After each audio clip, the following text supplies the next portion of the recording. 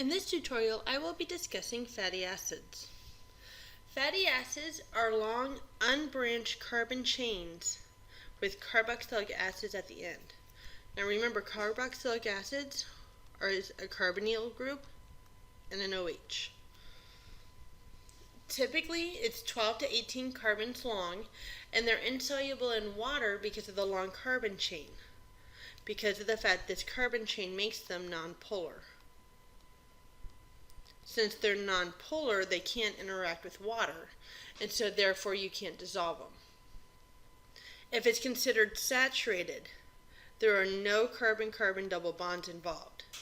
If it's unsaturated, there are carbon-carbon double bonds.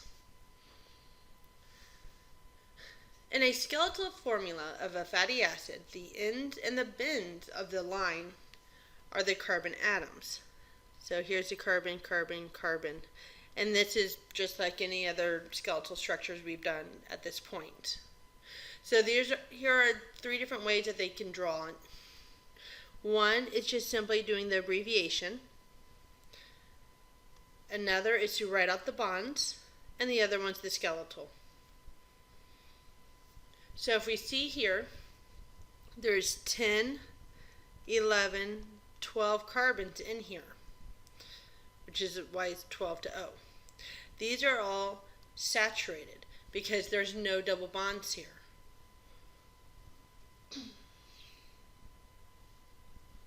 These are monounsaturated. Mono means one. Unsaturated means that there's a double bond. So each one of these has one double bond. Poly means many, and once again the unsaturated means the double bond. So you're going to have two or more double bonds in the polyunsaturated. Let's take a second to talk about cis and transunsaturated fatty acids. Unsaturated fatty acids can be drawn in cis and trans formations. If you remember this from when we were originally talking about alkenes, cis means things are coming on the same side. Trans means that it's going on opposite sides. This is an example of one. This here is the cis. This here is the trans. Humans are capable of synthesizing some fatty acids from carbohydrates and other fatty acids. However, they can't produce enough polyunsaturated fatty acids. Therefore, these are considered essential.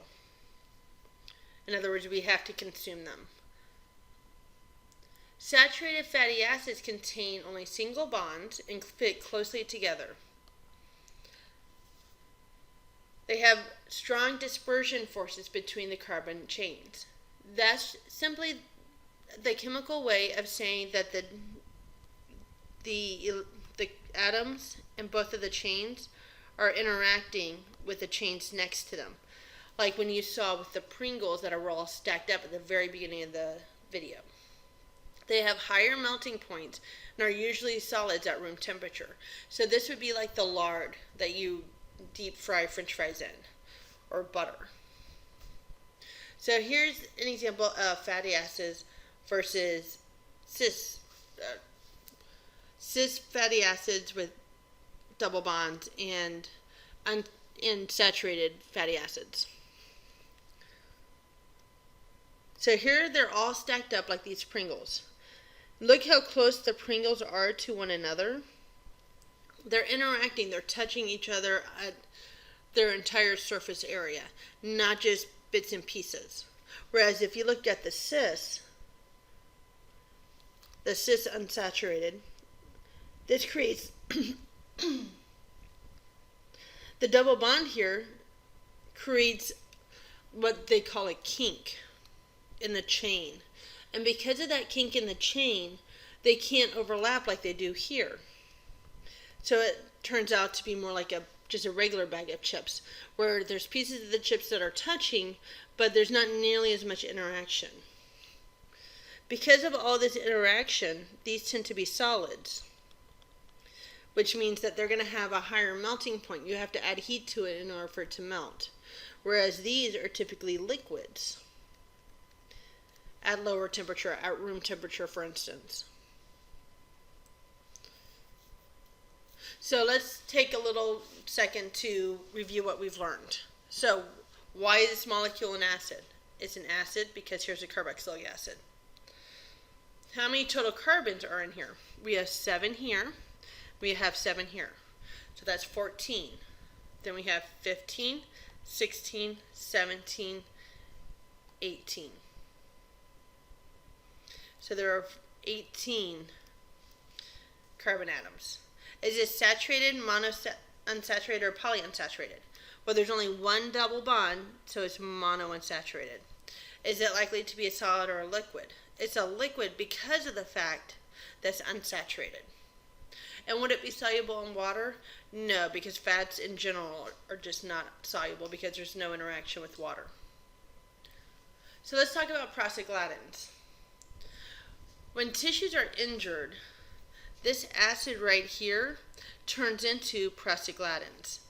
However, if you take antibiotics, this reaction actually can't occur. And so that's why you take anti-inflammatories or things on those lines, pain relievers, because it actually stops that chemical reaction from occurring. And that's what's making your brain realize that there's pain. And that is your introduction to fatty acids.